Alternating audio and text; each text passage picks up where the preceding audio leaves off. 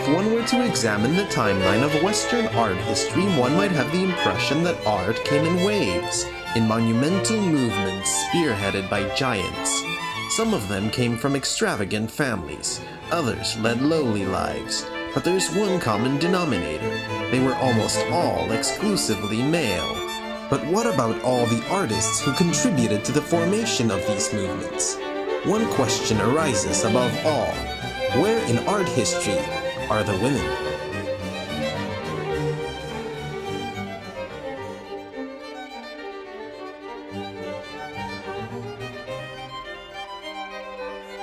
The story of no other woman better exemplifies the female struggle against a patriarchal art industry than Artemisia Gentileschi. Artemisia was the oldest child of established Italian painter Orazio Gentileschi. She was trained to paint from a very early age. Growing up in Rome, surrounded by the greatest minds in the art world, gave Artemisia an appreciation for the fine arts. She studied tirelessly, absorbing all the great art of her time. And she was trying to enter the Academy of Art, but with all her talent that she had at this time, it was impossible for her to enter the Academy. She wasn't accepted because of the fact that she was a woman. Of all artists, she most idolized Caravaggio, even developing a similar style. She was fully capable of doing what her peers were doing, and even her father. And even then, people were confused whether her father had painted it or she had. She definitely developed a style mimicking Caravaggio, one of the prominent Baroque painters at the time, who used chiaroscuro, which is a shadow effect, to create these sort of very mysterious and sort of esoteric figures sort of coming out of the darkness. Also using very biblical themes, very well-known themes, stories, things like that. One story Artemisia revisited repeatedly was that of Judith beheading Holothorn, in which Judith, a pious widow, slays the invading general with his own sword when he falls into a drunken stupor. The story of Judith for her represented vengeance. Her father wanted to continue her education, and he hired a private artist to teach her. When Artemisia was only 17, her father hired famous painter of Roman cities and monuments Agostino Tassi to tutor his daughter. Unfortunately, he was not aware of Tassi's bad reputation. Soon after the tutelage began, Tassi forced himself on the young Artemisia, raping her. He first attempted to reconcile with Artemisia's father by offering to marry the girl. However, it was soon discovered that Tassi already had a wife, whom he had also acquired through rape.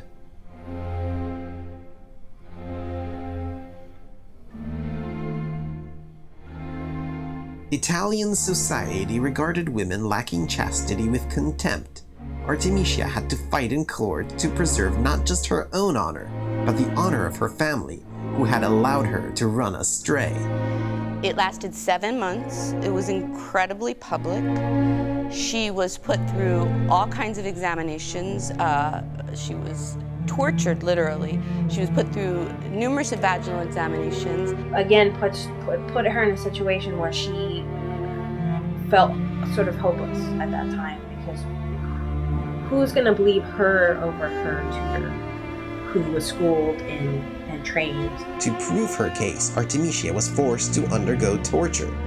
She was put into the thumb screws, which for an artist was unspeakable. To have her hands in any way damaged, probably for her would be like losing her soul.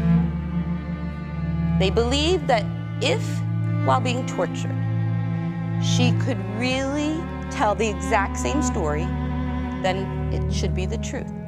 Thus, then being put on trial for a crime that, in the view of the establishment, was a result of her gender and her position of lower status.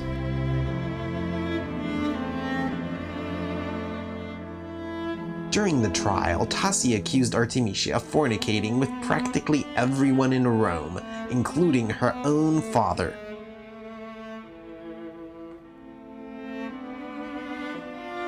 During the trial, Tassi made up these stories that she had been sleeping around. So technically, even though he was on trial, he had committed the crime of rape, she still had to be the one to prove her innocence. Her father found out that Tassi was convicted rapist before, that he raped several women before, and two of them were his sisters-in-law. So it was really showing his real face and really his personality. In her most famous painting of Judith beheading Holofernes, the head of Holofernes resembles her rapist, Agostino Tassi. Artemisia incorporates cues that identify Judith's triumph with Christ's victory over Satan, and with the return of her honor. The sword used to slay Holofernes resembles a cross. The maidservant, Arba, represents divine justice. She bends over vertically aligned with the sword. Next to her, representing human vengeance, is Judith. She is depicted as neither femme fatale nor manly heroine. Unlike the traditional patriarchal depictions of the scene, she is not dichotomized into saint or sinner. She is neither virtuous nor glamorous. There are a lot of pictures for the same theme in the art history. For example, in St. Petersburg, in the Hermitage, if you don't mind, I mention it as a beautiful picture where Judith just standing straight and she had the head of the Holofernes just by her feet, and we see beautiful figure and we see the sword in her hand, but we don't see the cruel life at all. And just looking at this picture, you keep wondering how this woman, how she could do it. I mean, she's not strong enough and she seems to be so gentle. So how did she do it? But in the pictures of Artemisia, we can see exactly how they did it. The strength of it, all the figures on the pictures you see, they almost look like men, very manly, and they very certain about what they're doing. It's terrible, but you know, I like the way she depicted the male and men in her paintings. Exactly, cutting off their heads. You know, not a very good representation, and right on for her. I loved it.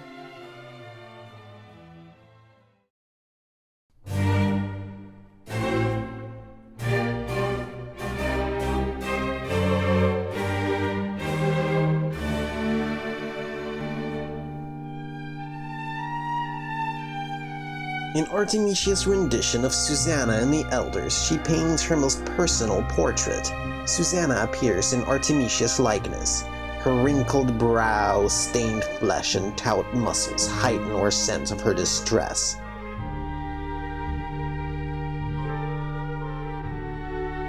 In contrast, other paintings of the scene depict Susanna gazing almost amorously at her would-be rapists, a lush garden of love the location of her bath.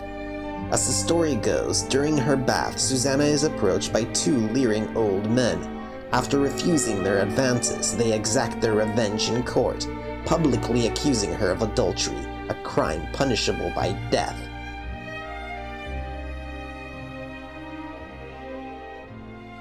Artemisia's Susanna painting was completed sometime during the rape trial.